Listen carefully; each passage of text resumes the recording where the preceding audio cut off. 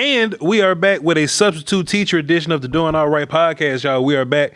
Brian Barr's taking care of some business. Y'all know we get to cut up in the back of the class. Y'all ever been in the class, teacher gone, you shoot dice in the back of the class, people back there playing dominoes in the class. We ain't doing no work on the phone in class. That's what we do when Brian Broadus is not here, okay? So today on this, what the day? Wednesday, on this Wednesday, this beautiful Wednesday, we got a DMV Fanatic edition of the Doing All Right. What's happening, bro?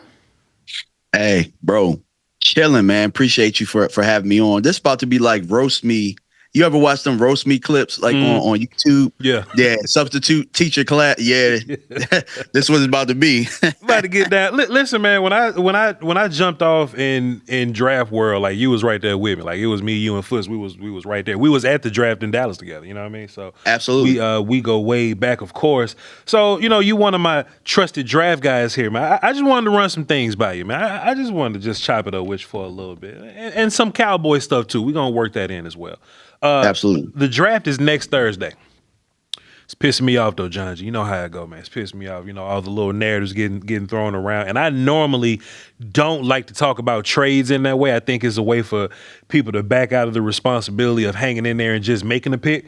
But it seems like the trade news has gotten so large. Like last week, the conversation was third overall to go get Bailey or Reese. This week, I've seen 3 mock drafts. Brugler was one of them, where it seems like the Cowboys want to trade up to Cleveland to 6 overall and maybe get a second round pick back. We don't know till it happens. We'll find out next week. What camp do you fall in? Are you a trade up to 3 guy, trade to 6? There's some buzz around trading up to 9. Kansas City would like to do a deal. And of course, the later you trade back, the less guys you have access to out of that big 6 defensive players. Where you fall at on this, man? Man, I fall under the trade to 6, get that second round pick, just because I feel that getting to 6, you're going to get somebody that you really want. And I think the guys that you really want, you're talking about David Bailey, you're talking about Caleb Downs, maybe even Sonny Styles. But I think that you kind of guarantee that. And then if you move back to the second, who you were probably going to draft at 20, you don't feel like it's a reach, but you get the second, and then you're not losing you're not losing the number of people that you're going to draft. You get what I'm saying? You still got 2 picks, but you get a guy that you really want, and then somebody that maybe falls into the value of what the second round pick is going to be. Yeah, man, that's fair. And one thing that I don't want, because I'm deep into the draft weeds at this point. I'm 209 players in, and when I hear people say, "Oh, we could trade up to 3 to get David Bailey, but it's gonna take like 20 and 92 and 112 and something next year," and I'm like, "Dog, I got plans for 92 and 112." Like, yeah. You know what I'm saying? Like, I hate DBs. You love DBs. You and Foots just love DBs. I can't stand safeties. But boy, this is a year. This is a year. If you gonna hate safeties, you gonna learn to love them. This year, because they all got secondary jobs. You know what I'm saying? So I'm of the mindset of I'll trade up a little bit, but I don't want to lose all those picks in round 3, 4, and 5. Correct. Yeah, and that's kind of where the 6 to going to 6 and then going back to 39. I'm not losing no picks, so I still got now it's more of a traditional draft, but I'm in the top 7, so I get a 6th pick, then I get a second round pick, then I don't got to get rid of 92, and that's what I'm explaining to people. You're not losing anything, but you're actually going up to get somebody that you really want, and then you're falling into. In the second round, it's actually a higher second round pick. So that bunch of names that you really like in that second round area, you know what I'm saying? You still right there to strike for that. And then 92 is a pleasant surprise. So you get to pick again. Yeah. So let's say that we do get to 6, right? Bailey and Reese probably gone. They done probably took an offensive lineman somewhere. The Giants are iffy because the Giants could take Sonny away from you. They could take, whatever, or they could go offensive line and just give you a favor there.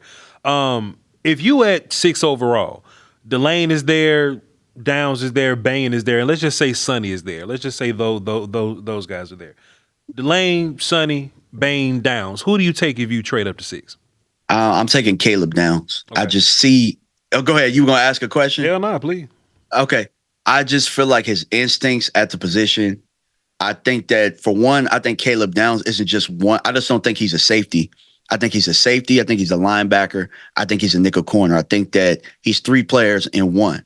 And if I can if I can assure everybody that I got somebody that can help you erase the middle of the field, which was a problem last year, then I got to go up and help, nullify that. And Christian Parker gets a guy that he's been talking about that can do versatile things. And then that changes the looks of your defense to where your defense is now dictating to other people. Man, look, I look, man. I just went back and watched some more film on Downs just a little bit ago because I like to revisit. Because last time I seen him was in January, you know what I mean. So I went back and watched him, and I just made it a point to watch his Alabama film as well. And when you're watching Thieneman, watch his Purdue film. It's just something I like to do. And like, man, that dude's so smart, bro. And just thinking back on like Cowboys last year, how many times do we see Diggs look back at Malik and go, I don't know what I'm doing. You know what I'm saying? It was so many big plays given up last year. And I feel like you win. This may sound like a biased Cowboy fan now, but I don't think I'm out of term here. You probably win 4 games if your secondary was a little smarter. You know what I mean? If you had one extra smart safety that can cover, you probably win 4 more games because some of those bigger plays don't happen to you. Like some of those plays that happen in Carolina, Chicago, Denver probably beat your ass anyway. But like some of these big, you probably beat Green Bay. You probably win 4 more games if your secondary was just a little smarter. I think Downs has the ability to win you 4 more of them. I agree, man. And it was just like you look at the Chicago game, they just completely picked on Donovan Wilson that game. Yeah. They were picking on you in the middle of the field. It was just like there was no resistance when it came to that. And honestly, if you played quarterback before, people who played quarterback, really those are the easiest throws to make. The direct, like the seams, what I'm saying, the outs, like we just didn't take away the easy throws. You know what I'm saying? Like, and the quarterbacks were just laughing like this is just like practice, like I'm going against scout team. Yeah. So you're absolutely right. I think 4 or 5 games are different with somebody that's competent that can, pre-snap. That's really what I look at when I look at Caleb now. I think that he has the advantage in the pre-snap area, and that's what Dallas is missing. Vikings is another one. Cardinals was another one. Boy, they were beating the hell out of us with Jacoby Brissett and damn J.J. McCarthy. We up here talking about, all right, Flus, we just going to hang around with you till the season over with. Please. I like to put pressure on people, John. Of course, we would love to trade up and go and get one of the best guys on defense, but there is this likelihood that the phone don't ring. You know what I'm saying? I love to ask people, if you the Cowboys, if your last name was Jones and we called around and nobody wants to trade with us and we eventually get to 12 and the phone don't ring, we can't trade back, and you get wiped out of that big 6. That's the 2 edges, 2 linebackers, the corner and the safety. What do you do there? Like, are you one of the people that would reach for your second round defenders, or would you go for one of the top tier offensive players? I think you got to go top tier offense right there. Because now I don't think that Love would make it to you at 12. But I'm one that believes that, okay, you do have a contract dispute with your top receiver. You know what I'm saying? The offensive line, you have some question marks. I know that people don't want to hear these things, but sometimes, like, we got CeeDee Lamb in a certain situation where CeeDee Lamb fell. Yeah. We didn't need a receiver, but you look at Amari's contract and how that was lining up and how it did line up. Michael Gallup was right there. You didn't need CeeDee Lamb, but I think we're all thankful that the Cowboys ended up taking CeeDee Lamb instead of reaching for Chason or Diggs in that spot, because Diggs was very popular at the time. So I think that at 12, really, in the top 15, you're looking for difference makers. And if it so happens to be an offensive player that is the highest on your board and it fits a need that might come up, I think you just gotta bite down and make the pick. You know what you just said? Hold on, because I like to hold on. Now, we was talking about trading up to 6, right? Yeah.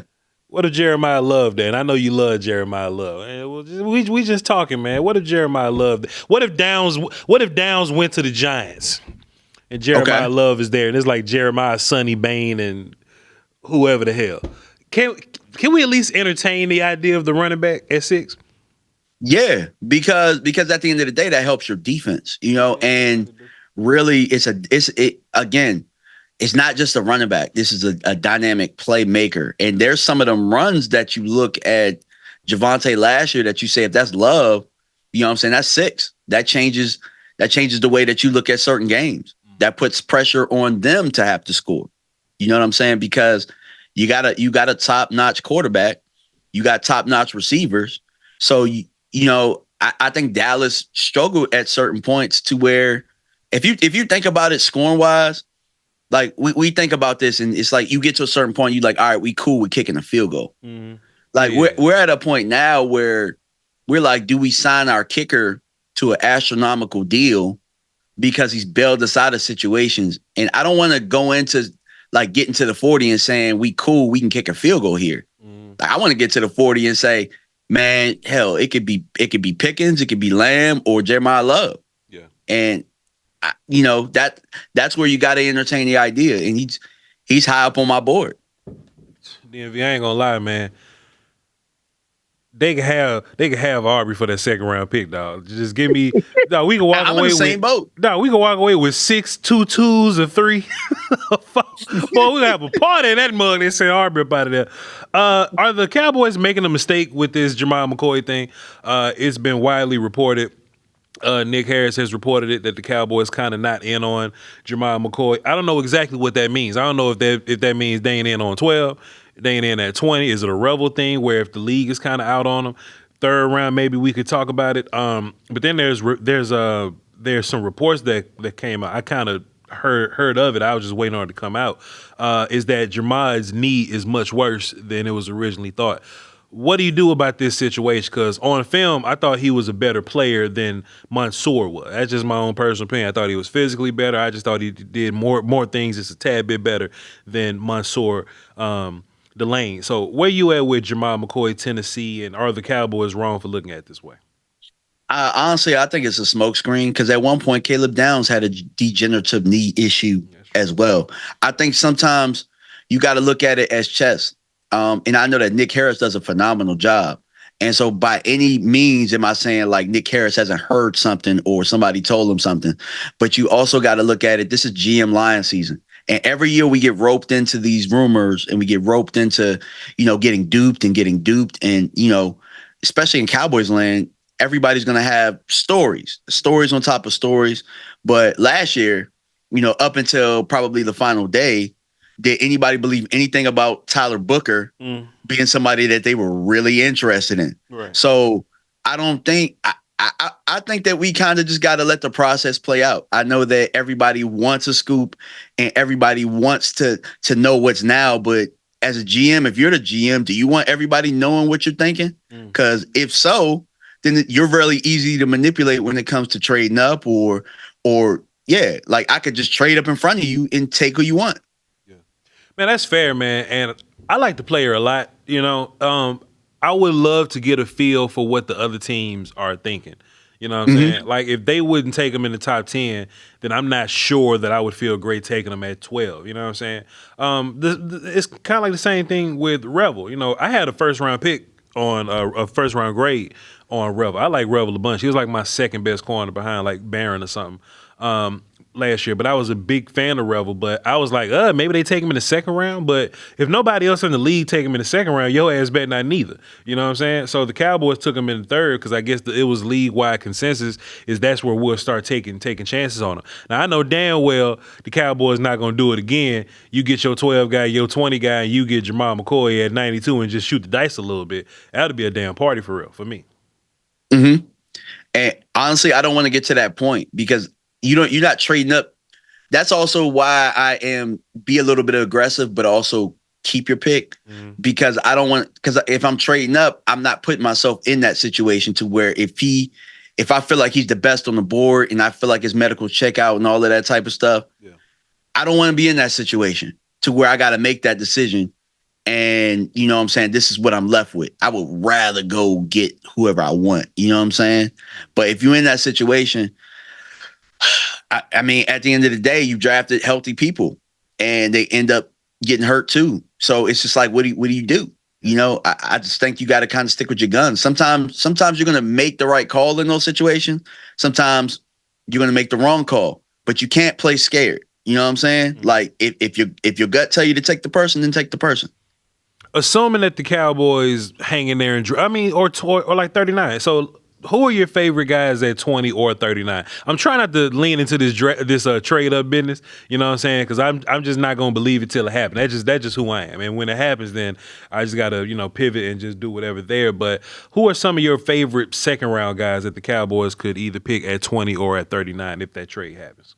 Yeah, so I think my number one is Akeem Mesidor, and honestly, if bro, Mesidor, nice man. Talk to these people, John. Yeah. If Mesidor was younger, maybe a year or two younger, we talking about him at 12.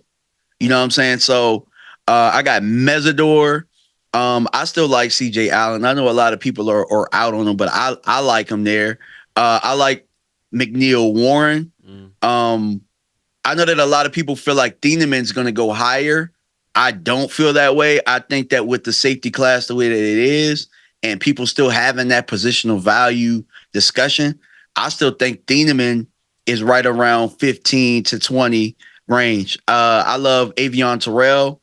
He has probably the most sound technique out of all of the corners. I don't know if you've ever really watched his practice film but bro, hey, listen, technician, absolute technician when it comes to that.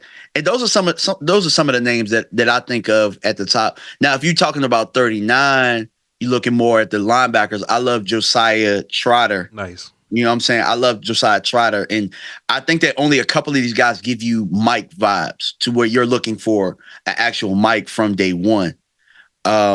I know that a lot of people like Jacob Rodriguez, and I do too. I like him at that 39 spot too. And yeah, there's a bunch of different pass rushers that are going to fall because a lot of them are very even. So you don't know who likes who. Like, for example, TJ Parker.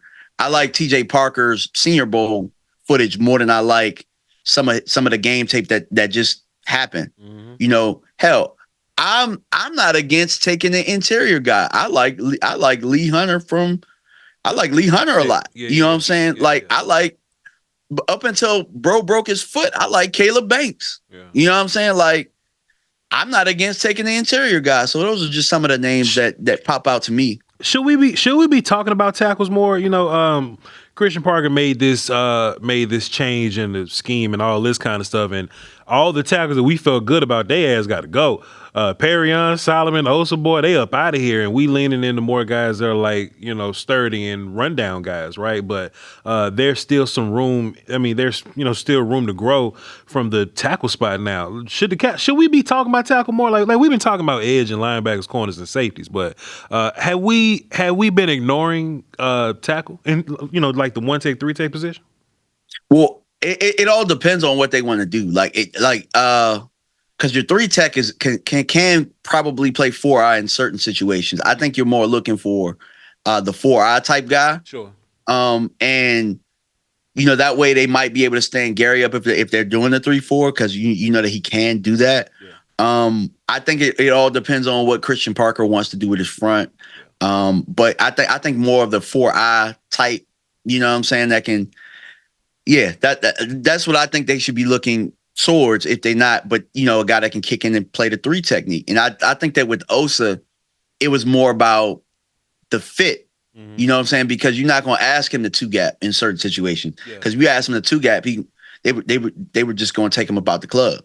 That's where that's where I'm fighting fights right now because Keldrick Falk would be perfect for that. You know what I'm saying? But I ain't trying to overdraft Keldrick Falk. Plus, I don't know how much they're going to need for our guy. Like, if they're going to be in the nickel for the most part, and, Christian Parker said that's going to be a 4-2-5 look, you're going to be having 2 outside rushers standing and 2 interior guys, right? Like, where does Keldrick Falk kind of fit into that? He ain't finna stand up. Well, you ain't finna take Donovan Ezraku and Gary off the field so he can stand up. And if he's going to be one of your inside guys, you're not going to take Quentin or Kenny off to do that. You know what I'm saying? So like, where would he fit? But I like to tell me what you think about Keldrick because there's been some more news kind of talking about the Cowboys are in on Keldrick at some point. I'm in on Keldrick at some point, also, but just not at 12 and maybe not even 20. Yeah. I'm not in. So I have him on the list at 20, just depending on who goes. Mm-hmm.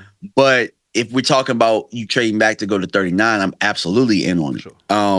because I think that Keldrick is so young, and I think that he has such raw ability. I think that he's going to be good at a certain point, but you kind of needed to be impact now, and you need him to play now. And I don't know that Keldrick comes in and starts. You know what I'm saying? So I gotta ask those questions. Does he beat out some of your veterans right away? And I don't know that. You know what I'm saying? Yeah. Yeah. Are the Cowboys too comfortable with their pass rush right now? Do you think that, we should just draft a little rookie pass rush and that's just what we're gonna be doing? You know what I'm saying? Like, I know they love Rashawn Gary. I like Rashawn Gary, and I think Cowboy Nation kind of collectively are cool with Rashawn Gary. We like Donovan Ezeraku. We just haven't seen what year 2 Donovan Ezeraku looks like. Sure. James Houston is the guy that I want to put a whole bunch of faith in, and hey, Sam is back. You know what I mean? So the Cowboys in real life, they're probably going to draft a pass rusher and hit the old, all right, good day here, guy. You know what I'm saying? Like, tell me where you at with the Cowboys pass rush room. I actually feel I feel a lot better about that than I feel about the middle of the field right now. As far as linebacker. Mm-hmm. And I think if you can get like a safety, like I think it's imperative that Dallas drafts a safety. Yeah. And like you pointed out, like you said, me and Foot's like the DBs. This year happens to be a deep safety class, but what I don't want to get into, and so this is why I think they could be a little bit more comfortable with that, and they might need some more urgency when it comes to safety or linebacker, because you know what I'm saying, that's where teams picked on last year. And what I don't want the Cowboys to get comfortable with is that because there's a deep safety class, that they're like, oh, we'll get one at 20. Or we'll get one at 92, or we'll get one at 112. Because, see, the running back position, they felt that way about that deep class last year. And then all of a sudden, guys start going off the board. Wide receivers, too. I think they should be aggressive with, even though it's a deep class, go get cream of the crop. Give me some of them safeties that you were mentioning. You can tell a lot about a person by what safeties they like. You know what I'm saying? And how you kind of got your guys ranked. Just give me some of your favorite guys in the second and third round. Okay, second and third round. I know that Kamari Ramsey was in on the top 30 visit. I got him around like a third round grade. I talked about McNeil Warren already. I talked about Thieneman already, which I had a 2 on. What about Wheatley? I like Wheatley a lot. Yeah. I like Wheatley. A lot, which he's probably one of your mid-round guys, but just because we like him don't mean that other teams don't like him or have him higher. You know what I'm saying? Because he's one of the guys that had like a high efficiency rate at his position. I like Genesis Smith out of Arizona. He's very, you know what I'm saying? Don't he seem real like lengthy? Like he just got real long arms and lengthy. Like you kind of swole looking to me. He has the measurables, got the athleticism. He can cover and got range and all that good in zone. But he don't want to tackle nobody, John. He don't want to tackle nobody. Yeah. But it's also about like, do you ask him to play like more your single high? He did a lot of versatile things at Arizona. I like Bud Clark out of TCU. He's nice. I like Bud Clark. Yeah. And then I know we getting later into the draft, but shoot, I like the way that Michael Taffy be flying around. You know what I'm saying? Some of the things that you like about Thieneman, you see him and how he flies around through and runs the alley and stuff like that. But yeah, I mean, those are some of the safeties that I like. I mean, you can go real deep into the safety class, but really, I do think that there's a gap between when you go Caleb Downs, you're talking Thieneman, and then McNeil Warren. I think that they're, you know what I'm saying, first and second, top second. So that means they can all go first, to me, at least. Tell me about some of the guys you don't like. Like, just, you ain't got to beat nobody down or whatever, but just give me some names that you just would be like, Dallas, why? I'll give you an example. I saw this one post yesterday, and I hope it's a lie. They was like the Cowboys talking to LT Overton from Alabama. And I was like, like it's better guys there. I don't want to talk about LT Overton unless he like 7th round pick or 6th, something like that. I'm just not really high on Overton in that way. Is there any names that you can think of right now that you just really want the Cowboys to just get away from?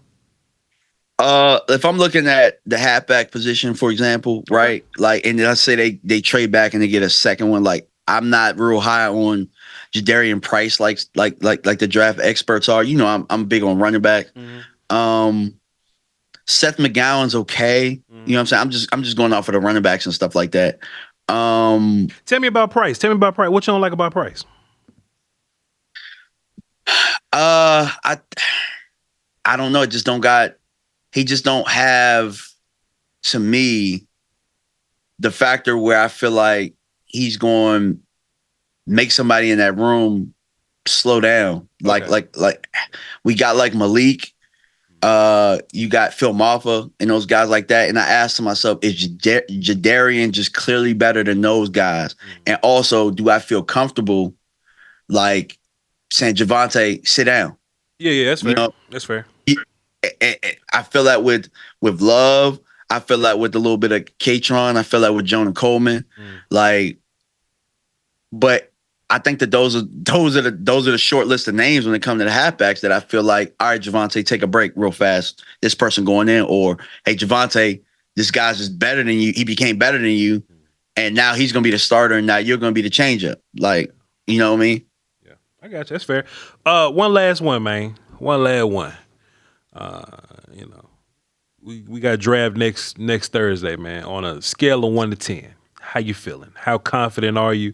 You think the Cowboys gonna go in here and mess this all up, or do you feel you feel like there's an opportunity that we could walk out of this draft and do some great things, man? Scale of 1 to 10, what you think? I'm at an 8.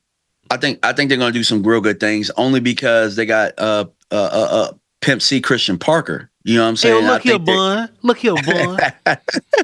They got, you know what I'm saying, Chad. They got Chad on that defensive side, and I just like some of the moves that they've been making. It just seems like football moves this year, and I think that they're going to get him some toys in this defense to work with.